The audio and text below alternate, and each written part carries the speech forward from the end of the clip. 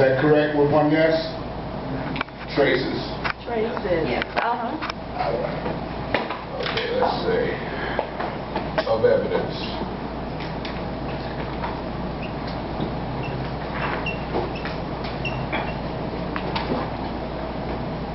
Okay, so we're going to look at some traces of evidence of who we are. I have been on a quest for months, if not actually for years, but it's only started to come together as I've been studying the Torah, and so much more in coming into the Torah that now I'm starting to put things together as to questions as to who we are. We didn't just land here in the United States, we were brought here. But where did we come from before we got here? There's titles that have been given to us that really does not identify us. One being from, we were called Negroes, and Negro is not a correct identification of all people who come from the land of Africa. Case in point, you have people who come from Nigeria, people who come from Zimbabwe, people who come from Ethiopia, Egypt, Senegal. So you know what I'm saying? These are all people who come from a particular land in Africa. So can you tell me which one I come from? That would be more correct than just to call me by what you only see because of my tonality or my skin complexion as Negro, and then denigrate that. You know what I'm saying? So I think what we'll look at today, I want to look at some traces, and I think you're really going to be happy with this.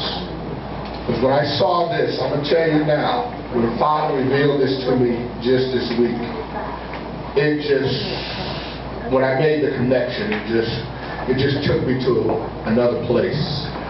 I had worship all by myself. I didn't need a usher. I didn't need. It was just me and the Father.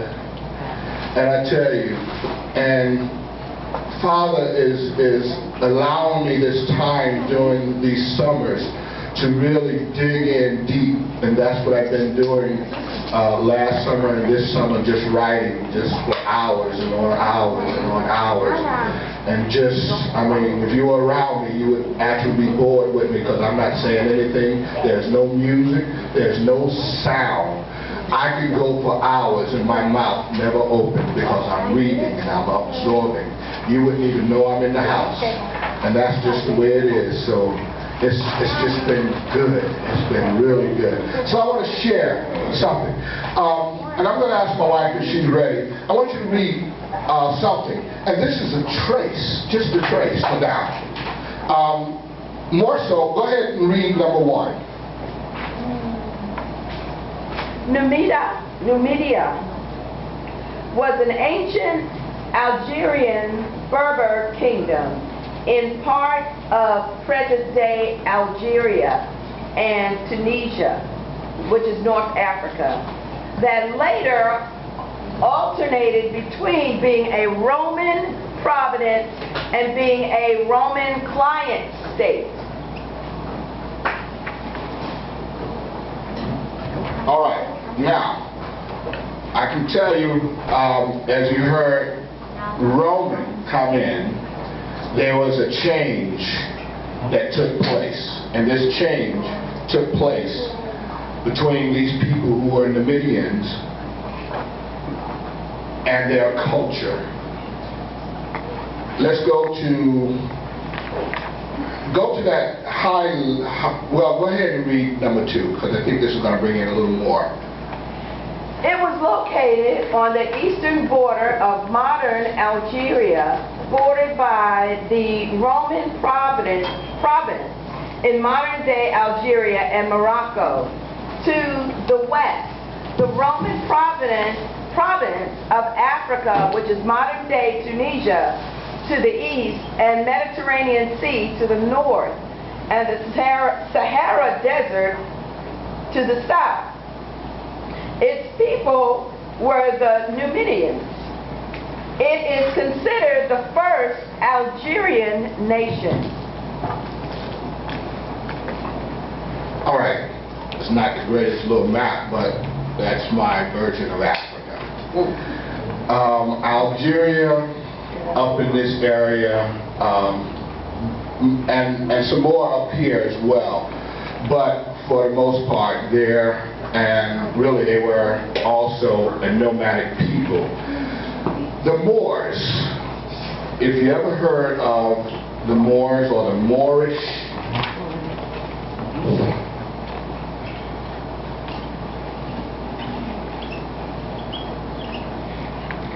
they are a big part of history. I have not concluded yet, but I have my theory on who they may be connected to as well.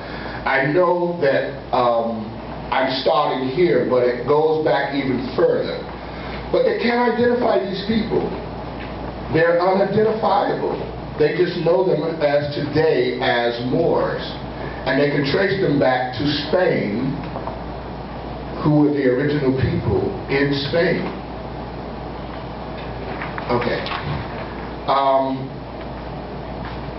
Okay, we made our connection in two where it said it was the Numidian people, right?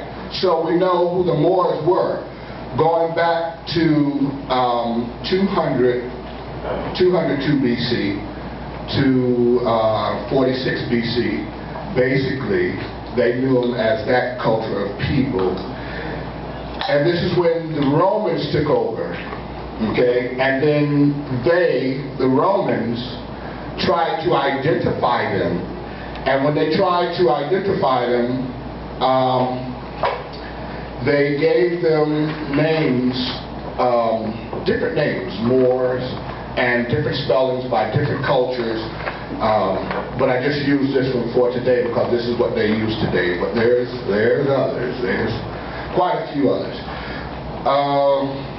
In the 8th century, 711 AD, there was a religious change in this culture.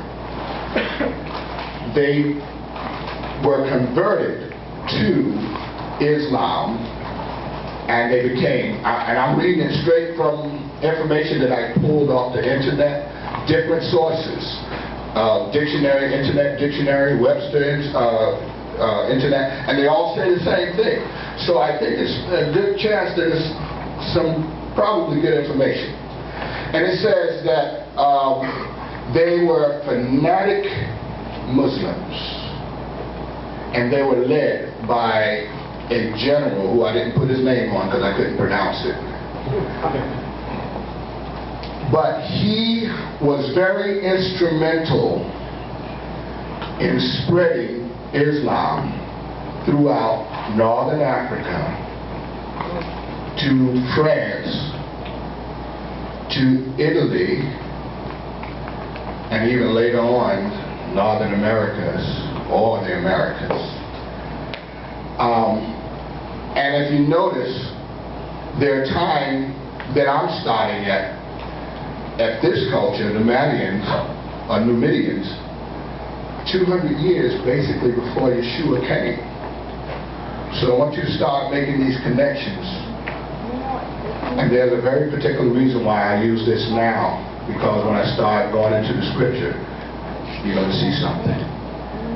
So if these people were already there when Yeshua came, I'm quite sure that he would have recognized them no matter who they were and where they were. So, by the time he came, they were well into existence. Notice Algeria, Tunisia, where else? Okay, go ahead and read number 4. The description Moors has referred to several historic and modern populations of Berber, Black African, and Arab descent from northern Africa, some of whom came to conquer and occupy the Iberian Peninsula for nearly 800 years. At that time, they were Muslims. Although earlier the people had followed their religion, they called the territory Al-Andalus,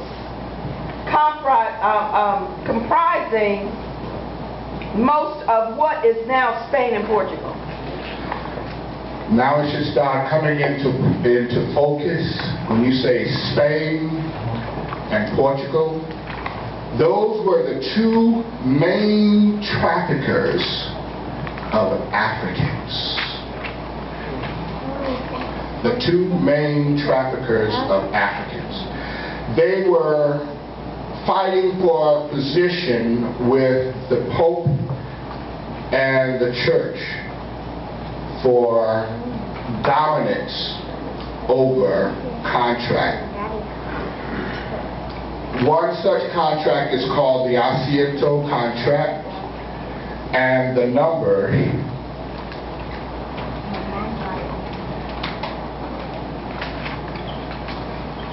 $144,000 slaves were the contract at 4,800 promised to be delivered per year. This was their contract with the church, the Catholic Church. And this is who took over. When you say Rome in 46 BC, that's who took over. Now, let me give you the good part. By 711, a little more than 800 years later, well, a little less than 800 years later, they rebelled against the church and started what is called Islam. By one person, Muhammad, who was born in 570 AD, who finally got tired at a point and went away, took the Bible, that basically, so in other words, there's only three main major religions. What are they? Christianity, Judaism, and Islam. I'm telling you now that as Islam started, there were only two major things. What were they?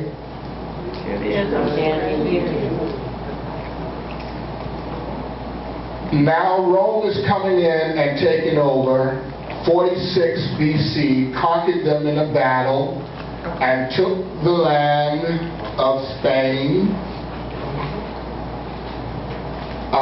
Actually, the year that they took the land of Spain from the Berbers or the Moors,